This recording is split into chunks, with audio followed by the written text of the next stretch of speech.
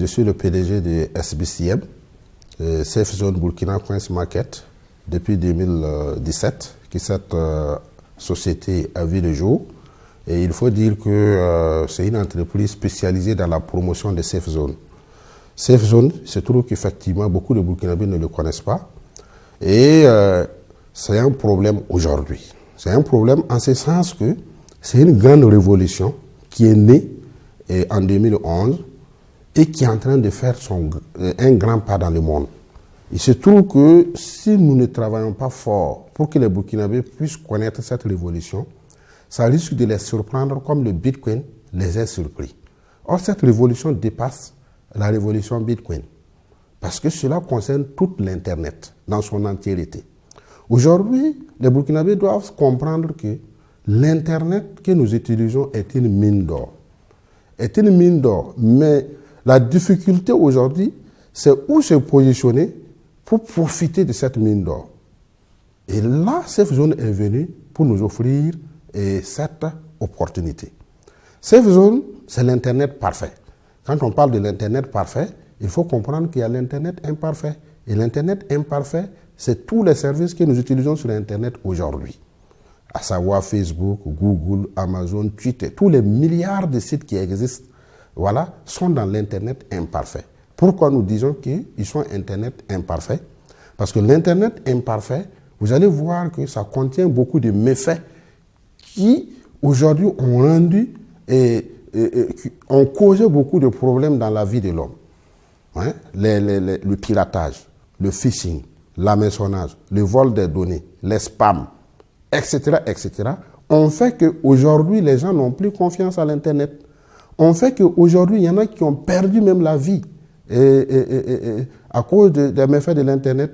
On fait qu'aujourd'hui, les gens n'ont plus confiance à l'Internet. Quand ton activité est liée à l'Internet, tout le monde se méfie. Pourtant, l'Internet aussi aujourd'hui est au cœur de nos vies. On ne peut plus vivre sans Internet. Hein? Imaginez-vous un peu un monde sans Internet de nos jours. C'est inimaginable. Ça veut dire que le monde va s'arrêter. Est-ce que vous voyez? Donc, c'est ainsi que, comme le monde évolue, et l'intelligence humaine aussi évolue, les gens se sont rendus compte que l'Internet que nous utilisons aujourd'hui, là, les méfaits que nous vivons dans l'Internet aujourd'hui est occasionné par les services que nous utilisons aujourd'hui. Prenons un exemple de Facebook. Vous allez voir que Facebook, une seule personne peut avoir 2 comptes, 3 comptes, 10 comptes s'il veut. Est-ce que vous voyez? Et en ayant ces multitudes de comptes-là, ça veut dire que quelqu'un peut utiliser des faux comptes pour faire du mal à d'autres utilisateurs. Est-ce que vous voyez? Et ça, on ne peut qu'accuser Facebook. Facebook aurait pu faire qu'une seule personne sur la planète ait un compte. Est-ce que vous voyez?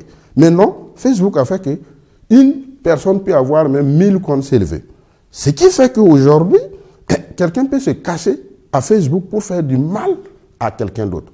Ensuite, Facebook, à cause du fait qu'ils n'ont pas mis, comment on appelle, l'amélioration des conditions de vie de l'utilisateur au centre de leurs préoccupations, de leurs activités, ça fait qu'aujourd'hui, à Facebook, quelqu'un peut prendre le profil de quelqu'un d'autre, mettre sur sa page et tu vas croire que c'est la personne, pourtant en réalité c'est une autre personne.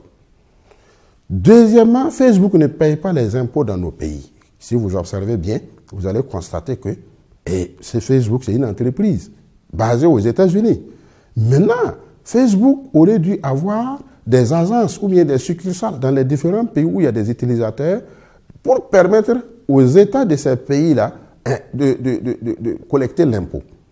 Mais nous utilisons Facebook. Imaginez-vous un peu si tous les Burkinabés allaient, j'allais dire, si l'État burkinabé allait prendre les impôts sur Facebook.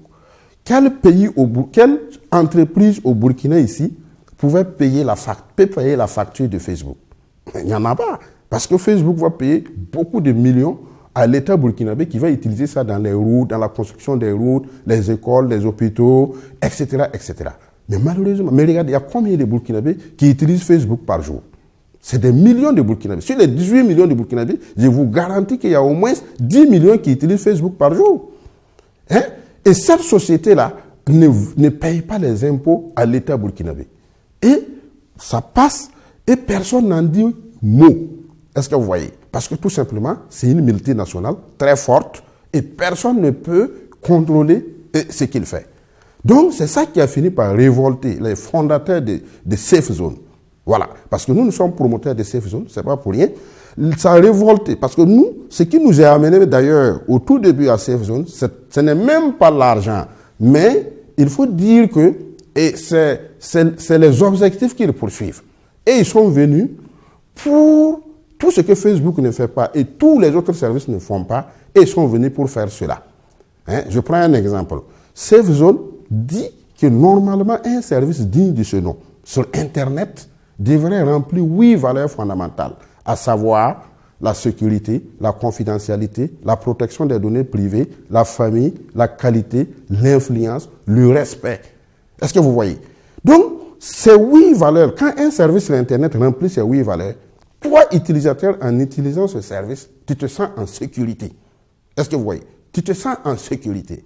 Maintenant, ils sont venus nous avertir, nous ouvrir les yeux par rapport à ça, et nous avons compris tout de suite que quand les gens vont se réveiller et voir l'importance de Safe Zone, personne ne voudra encore l'autre service. Et Safe Zone aura en son sein tous les services que l'homme a besoin sur Internet pour satisfaire son besoin. Tu as besoin de boîte email, il y a boîte email dans Safe Zone. Tu as besoin de moteur de recherche, il y a moteur de recherche dans Safe Zone. Tu as besoin de réseau social, il y a réseau social dans Safe Zone. Quel qu'en soit le service que tu auras besoin à l'avenir, viens tout simplement à Safe Zone, parce qu'à Safe Zone, tu es à l'abri de tous les méfaits de l'Internet.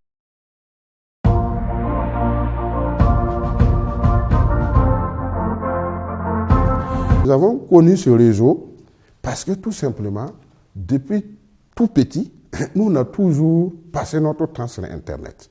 Et à force de fouiller sur Internet, j'étais ami à un Béninois qui a immigré aux États-Unis et qui a appris le concept et qui m'en a fait part. Et quand il m'a donné le lien, moi je les ai suivis petit à petit. Et de 2011 jusqu'en 2012, 2013, j'ai compris que ces gens-là, si c'était de l'amusement, il y a longtemps, ils auraient disparu. Et à force de les suivre, j'ai identifié des Ivoiriens, des Ghanéens, des Nigériens, des Sud-Africains, des Égyptiens, des Allemands, des Français, comme moi, qui les ont fait confiance et qui sont restés là-bas. Et en 2013, ils se sont levés dire qu'ils veulent 6 millions de membres fondateurs. Et la condition qu'il fallait remplir, et ils allaient créer les services. Et toi maintenant, dans le pays où tu es, tu donnais ton appréciation seulement en donnant si le service est de qualité ou bien si le service n'est pas de qualité. Et c'est comme ça, le fait que ça m'amusait et je voulais satisfaire ma curiosité, je suis resté là-bas. Et tenez-vous bien, en fin 2013, au lieu de 6 millions de membres fondateurs, ils n'ont eu que 4 000 membres fondateurs, dont j'ai eu le privilège de faire partie de ces 4 000 membres fondateurs. Et cerise sur le gâteau, il se trouvait qu'ils nous ont fait comprendre que aujourd'hui, vous êtes membre fondateur de Safe Zone, quelque chose qui dépasse Facebook, qui va dépasser Facebook à l'avenir. Mais prenons un exemple, si vous étiez membre fondateur de Facebook, quel allait être votre statut et là où vous êtes. Donc nous, on a tout de suite compris que c'est une grande chose qui est en train de venir. Et ça fait que comme on ne perdait rien, on ne nous demandait pas l'argent, on avait permanemment la connexion, on ne savait pas quoi faire avec, ça nous a appelé à rester là-bas. Et à force de rester là-bas, il y a un autre grand événement qui s'est produit en 2017, avec le fait que le Bitcoin, qui est la première monnaie virtuelle, qui est montée jusqu'à 20 000 $, les fondateurs de Safe Zone nous ont dit, sachez que tout ce qui existe sur Internet, si ce service-là ne remplit pas les 8 valeurs précédemment que j'ai citées, ce service ne mérite pas que vous perdez votre temps là-dessus. Parce que l'homme est fait d'énergie, et prendre ton énergie pour aller gaspiller sur quelque chose qui ne va rien t'apporter, il ne mérite pas. Donc, ils nous ont dit de nous calmer parce qu'ils vont créer la meilleure crypto-monnaie au monde. Et nous, on les a posé la question, comment peut être la meilleure crypto-monnaie au monde? Ils nous ont fait tout de suite comprendre. Le Bitcoin, c'est de la pure spéculation. Ça fait que sa valeur peut monter comme ça peut descendre. Donc, faire confiance en mettant ta richesse dans ça, tu peux te retrouver demain matin sans rien dans la poche. Donc, nous, on s'est calmé. Ils ont amené maintenant les caractéristiques d'une monnaie virtuelle Et ils ont créé leur monnaie virtuelle qui s'appelle le YEM. C'est là justement nous sensibilisons tous les Burkinabés de se réveiller dès maintenant et de chercher à acquérir les moyens, à acquérir les YEM par tous les moyens. Pourquoi nous disons cela? Parce que le YEM, c'est la monnaie du futur, c'est la monnaie que le monde entier va utiliser. Que tu sois en Égypte, au Pakistan, aux États-Unis, à Las Vegas, partout ça sera le monde. Parce qu'ils sont arrivés à la simple analyse que si le monde entier utilise Facebook, c'est que le monde entier peut utiliser une seule monnaie. Mais comment peut être cette monnaie? Forcément, elle doit être virtuelle. Est-ce que vous voyez? Et c'est ainsi qu'il y a eu des premières tentations, telles que le Bitcoin, telles que Ethereum, telles que Ripple. Mais quand vous regardez toutes ces monnaies-là, c'est des monnaies qui consomment beaucoup d'énergie, c'est des monnaies qui n'ont pas leur propre économie, c'est des monnaies qui ne sont pas créées par le peuple pour être utilisées par le peuple, c'est des monnaies qui sont très, très, très volatiles. Donc maintenant, ils se sont dit, même si la monnaie est virtuelle, il faut qu'elle remplisse les caractéristiques d'une monnaie réelle. Et c'est ainsi qu'ils ont tapé le YEM, ils ont créé le YEM en 2017, qui aura sa propre fondation, qui va jouer le rôle d'une banque centrale, comme la BCEAO. Voilà. Et cette fondation, aujourd'hui, est reconnue par l'ONU, l'Organisation des Nations Unies, et au même pied d'égalité que les 28 000 ONG qui sont affiliées à l'ONU, telles que Amnesty International, telles que la Croix-Rouge, telles que le Fonds mondial pour la nature. Donc, la FRC est reconnue par l'ONU. Ça, c'est leur première victoire. Deuxième victoire, cette monnaie est utilisable dans l'Union européenne comme une monnaie de substitut à l'euro. Et aujourd'hui, le gouvernement fédéral a accepté que, puisque la BCE, ça veut dire la Banque centrale européenne, se trouve en Allemagne, aujourd'hui, ils ont accepté que le YEM peut être utilisé comme un substitut de l'euro dans l'Union européenne. Ça, c'est la deuxième grande victoire. La troisième grande victoire, cette monnaie, aujourd'hui, n'est pas volatile parce qu'elle a sa propre économie qui s'appelle Safe Zone. Et Safe Zone, c'est quelque chose, comme je vous l'avais expliqué précédemment, c'est des services dont la vie privée, dont la confidentialité, dont la protection des données privées, et ils ont élevé ça de façon maximale. Donc quand les gens vont se réveiller, ils trouvent qu'il y a une zone sérieuse, tout le monde va déménager là-bas et ils vont se mettre à utiliser boîte email, moteur de recherche et réseaux sociaux, tout ce qu'il y a là-bas comme service. Et ça va créer une économie qui va soutenir, voilà. Et encore dans Safe Zone va héberger les hôtels, les grandes surfaces, les services et autres. Donc, il y aura plus de 1 million d'entreprises qui vont déménager dans Safe Zone. Et toute cette économie maintenant qui va soutenir le YEM. Et ça va faire qu'un seul YEM peut aller jusqu'à 20 000 $. Ça va dépasser même 20 000 $. Donc, c'est pour vous dire que c'est quelque chose qui est plus important qu'avoir une parcelle aujourd'hui. C'est quelque chose qui est plus important que d'aller construire comme on appelle, des mini-villas pour mettre en location. C'est quelque chose qui est plus important que d'aller commander des marchandises pour venir vendre à Rodoko. Vous comprenez? Les conditions, c'est très simple. Ils ont dit que l'Internet est gratuit et elle doit être gratuite pour tout le monde. Donc, pour avoir accès, leur stratégie, c'est très simple, c'est gratuit.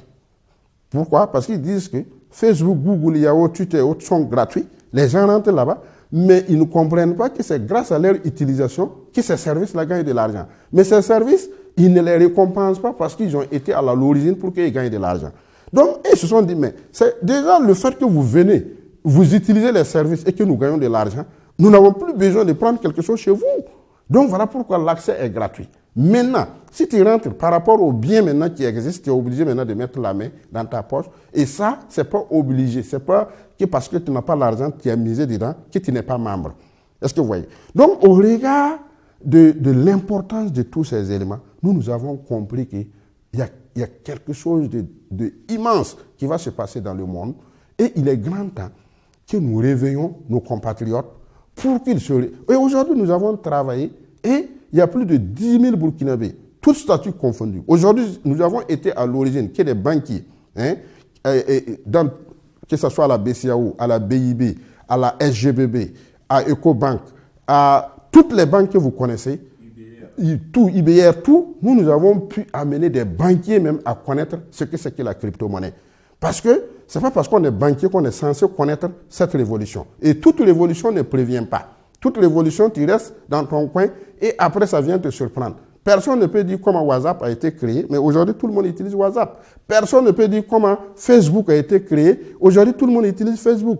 Personne ne peut dire comment le téléphone a été créé. Aujourd'hui, même nos mamans dans les yards utilisent le téléphone. Donc, c'est pour vous dire, c'est quelque chose, les Burkinabés ont intérêt. Nous sommes leurs fils, nous sommes leurs frères, nous sommes leurs papas, nous sommes même peut-être leurs petits frères. Ils n'ont qu'à venir.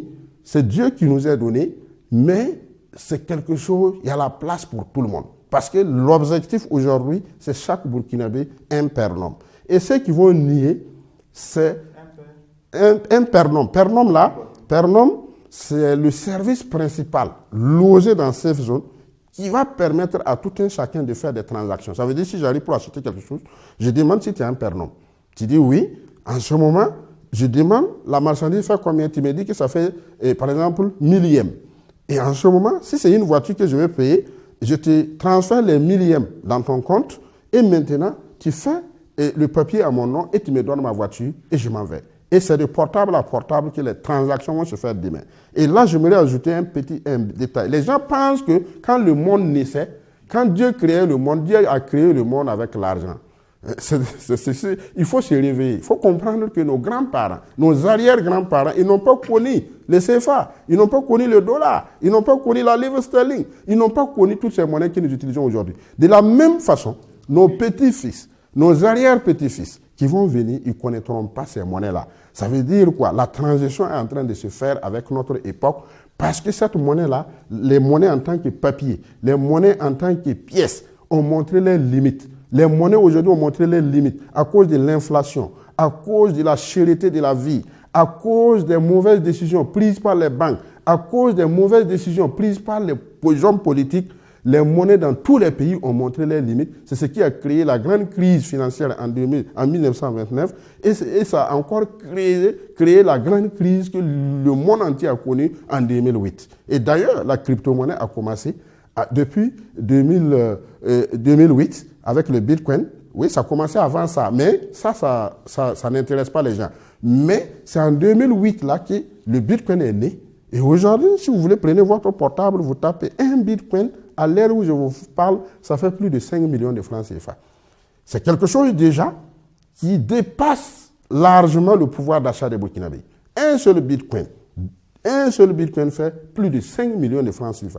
Allez-y sur Google, tapez un Bitcoin et vous verrez. Et vous tapez $1 également, vous verrez ce que ça va donner. Donc, nous appelons toutes les fortunés de ce pays de prendre le minimum de leur maximum pour mettre dans le yem. Plus précisément, je dis bien dans le yem. Sinon, ils seront les pauvres de demain. Parce que le monde change. Les premiers seront les derniers seront les premiers, mais à condition que le dernier s'est réveillé et que le premier qui s'est averti aussi s'est réveillé. Il y a une condition là-bas. Également, il faut préciser que, j'aimerais que les gens comprennent quelque chose. Quelqu'un qui a 10 milliards dans son compte, 10 milliards de francs CFA, dans son compte présentement, et quelqu'un qui a 1 million de francs CFA dans son compte, dans 5 ans, nous serons en 2024. Dans 5 ans, celui qui a 10 milliards dans son compte va être pauvre devant celui qui a 1 million de yens. Pourquoi? Parce que le yen, un seul yen dans 5 ans va atteindre $20,000. Un seul yen dans 5 ans. Or, présentement, un yen ne dépasse pas, comment on appelle, 400 francs CFA. Oui, ça, c'est quand on a vendu trop cher. Un yen, présentement, ne dépasse pas 400 francs CFA. Mais, si Dieu nous prête longue vie, vous allez voir que dans 5 ans, quand le yen va être partout, comme Facebook est partout, un seul yen va atteindre 20 000 francs CFA. Multiplié par 1 million, ça fait comme ça. C'est en dollars d'abord, si vous multipliez par 500. Mais celui qui a les 10 milliards, dites-moi qu'est-ce qu'il peut faire dans 5 ans pour que les 10 milliards de francs CFA deviennent 30 milliards. Dites-moi. C'est pour vous dire que l'enjeu est crucial. Est-ce que vous voyez? À moins qu'il rentre dans le système. À moins qu'il rentre dans le système.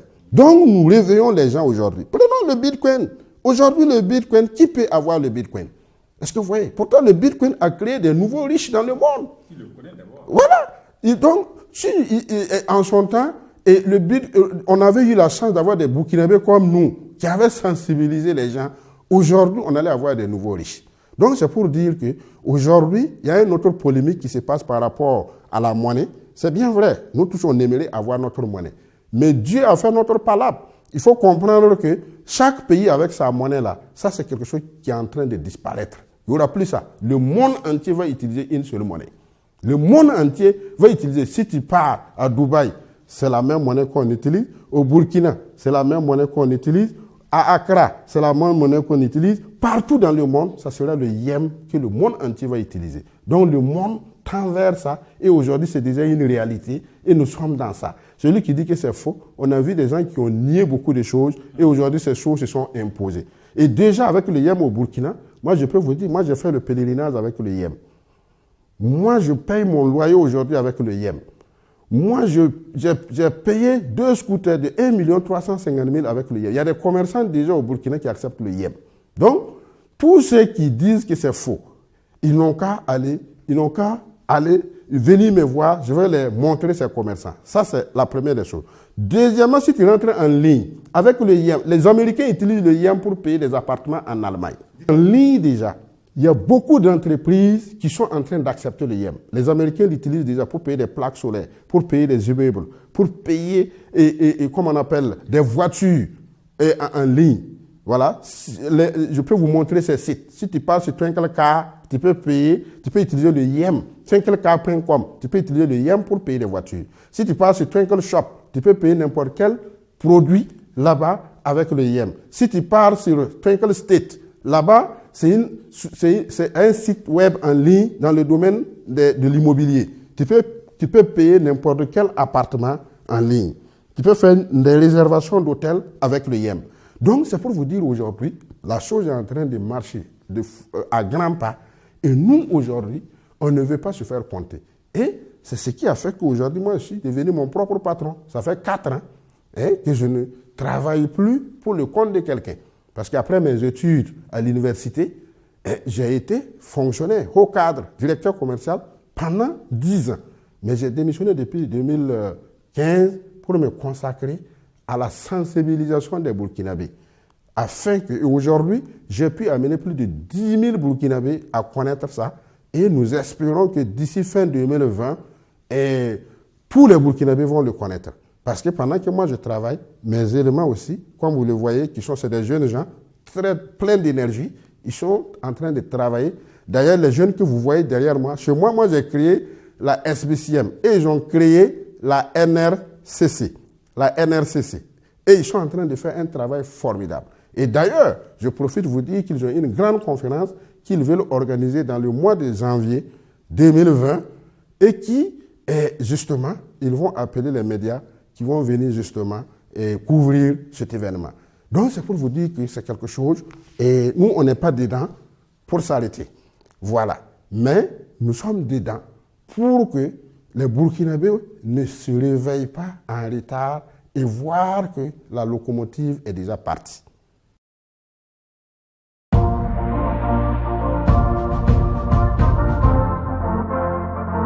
La différence Safe Zone avec le trading, c'est que Safe Zone, c'est une grande révolution comme Facebook, comme WhatsApp, qui est en train de venir. Mais le trading, ça c'est comme on appelle, c'est de la spéculation sur les marchés boursiers. C'est une science qui est apprise dans les écoles. Bien sûr, il y a des gens qui maîtrisent la science là, qui vous permet de maîtriser, comment on appelle, les courbes sur les marchés boursiers, et ça vous permet d'ouvrir un compte et de le charger et de pouvoir, à partir de ton salon, faire des marges. Et justement, le trading, effectivement, mais c'est quelque chose, ça demande que tu apprennes, que tu te formes, tu le maîtrises. Et le trading a existé depuis la nuit des temps.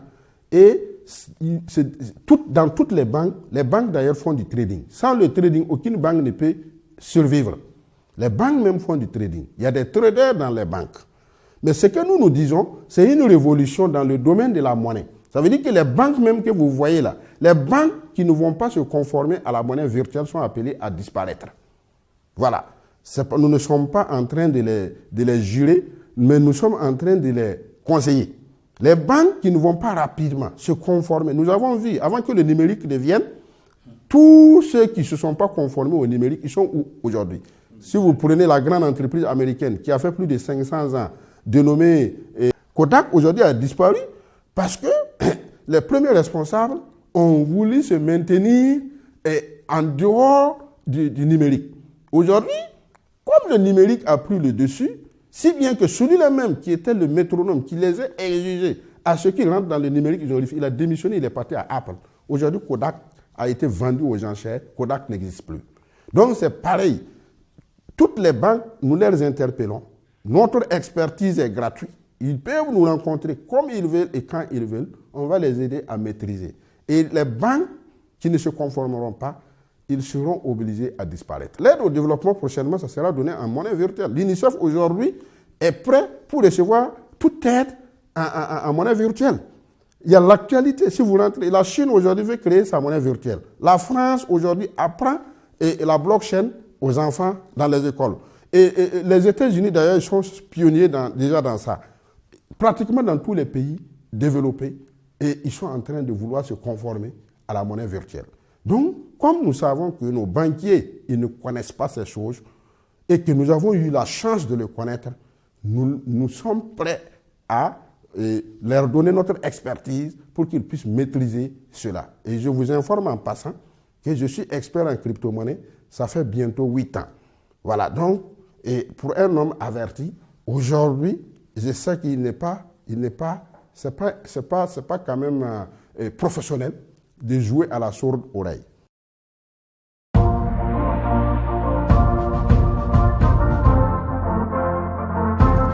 C'est ça que je fais et aujourd'hui, je ne me plains pas.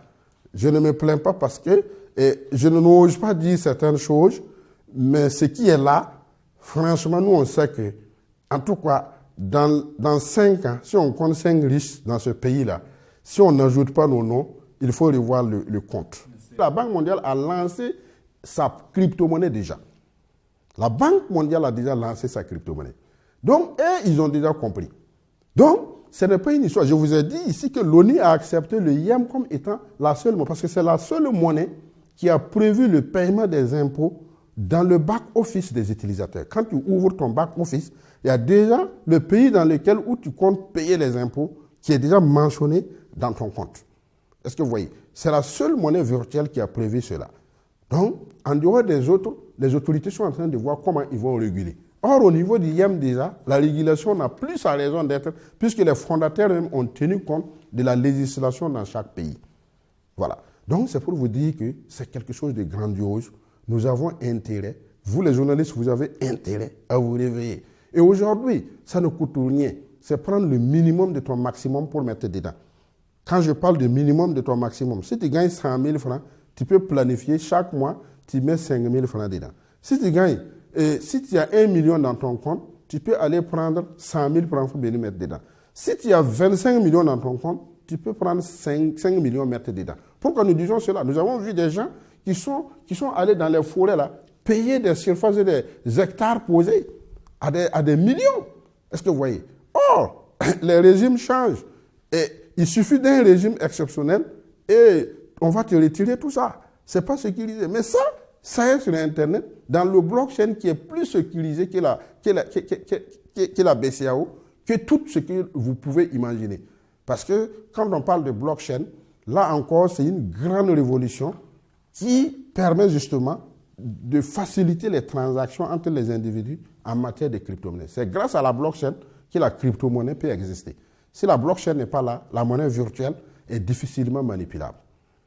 Donc, c'est pour vous dire que franchement, nous avons là un grand tournant et ça, il ne faut pas se faire compter. Il faut se lancer rapidement là-dedans.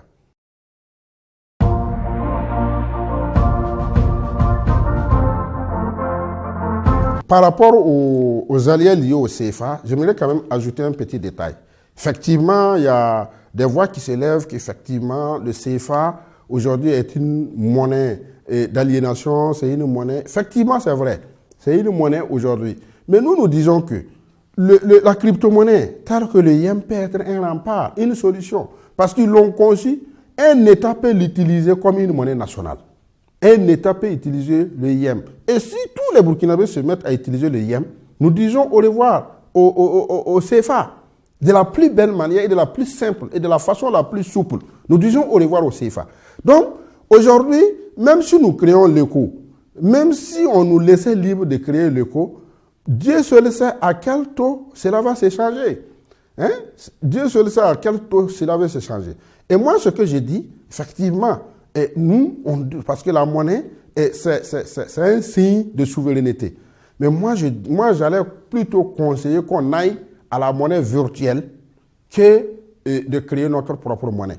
Parce que si on part à la monnaie virtuelle, notre économie sera confondue à l'économie mondiale et ça va rendre beaucoup plus les gens souples, ça va rendre beaucoup plus les gens libres, ça va rendre beaucoup plus les gens internationaux. En ce moment, ton yem que tu as ici, tu peux le dépenser aux États-Unis, tu peux le dépenser en France, tu peux le dépenser n'importe où tu te trouves. Voilà. Or, l'éco que nous allons créer, c'est sûr que si nous allons l'utiliser ailleurs, il faut convertir en dollars, en euros, etc. Tout ça, voilà, en yem encore. Donc, tout ça, c'est encore de la souffrance. Donc, ce que j'ai à dire par rapport à ça, c'est à ce niveau. C'est comprendre que nous devrons avoir de la vision et ne plus être à la traîne. Parce que d'ailleurs, même si nous, on ne le fait pas, même si on arrive à créer notre monnaie, déjà le monde est tend vers une monnaie unique. Voilà, quand vous prenez Ethereum, quand vous prenez Bitcoin, n'importe où tu as le Bitcoin, tu peux l'échanger. Au Burkina, ici, il y a des banques même qui acceptent le Bitcoin. Voilà. Bien que les Burkinabés ne connaissent pas le Bitcoin, il y a des banques qui l'acceptent déjà. Donc, c'est pour vous dire que la monnaie virtuelle est en train de venir balayer même les monnaies fiduciaires. Donc, le débat n'est plus même à la création de la monnaie, mais le débat est sur quelle monnaie nous allons utiliser et qui va être fiable pour l'avenir, pour nos enfants, pour nos petits-fils.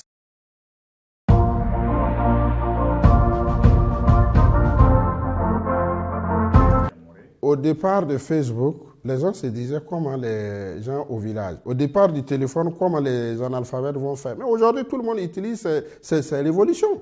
Ça veut dire que aujourd'hui, vous avez vu, même au village, on peut appeler. On peut appeler, puisque ça marche avec ces outils-là. Ça veut dire que ça viendra un moment, et ces choses-là, ils vont mettre des fonctionnalités qui vont marcher même dans des zones où il n'y a pas d'électricité, où il n'y a pas l'Internet. Donc ça ne cause aucune difficulté. Et d'ailleurs, le monde est en train de tendre même vers la viabilisation partout. L'État burkinabé est en train de lutter pour que nous passions à la fibre optique, afin que même si tu te retrouves au village, tu peux te connecter comme tu veux et quand tu veux. C'est nous en Afrique qu'il y a encore des zones où il n'y a pas d'électricité. Les Européens ne connaissent pas ça. Donc, ils font les choses en fonction de leur réalité. Pourtant, quand vous observez bien, nous vivons, nous photocopions leur vie que nous vivons. Donc, c'est des choses qui vont nous imposer. Mais s'il se trouve que toi, tu es en avance, c'est toi qui aurais gagné. Prenons la dévaluation. La dévaluation était à l'origine pour que les gens soient pauvres. Mais ça a été à l'origine aussi pour que les gens soient riches. Ceux qui ont appris que la dévaluation allait être une réalité, ils ont changé leur devise là rapidement en monnaie étrangère, telle que l'euro, telle que le dollar. Et puis ils attendaient. Mais ceux qui ont nié et que la dévaluation est venue les surprendre, leur argent a été dévalué jusqu'à, si tu avais 10 millions, sa valeur là ne dépassait plus 500 000. Celui qui avait compris et qui a pris ces 10 millions, qui est parti convertir en dollars, lui, quand il est revenu convertir à l'argent nouvel qui est arrivé, lui, il a vu que ces 10 millions sont devenus 20 millions ou bien 30 millions. Donc, ici, ce n'est plus une question de débattre. C'est une question de bon sens. C'est une question d'anticipation. Chacun prend ses propres diligences et il prend ses propres décisions. Nous, en tout cas, on a déjà pu impacter la vie de certaines personnes qui nous remercient tous les jours et on compte continuer dans ce sens. C'est pour ça, d'ailleurs, que nous faisons cette interview, d'ailleurs, pour encore toucher le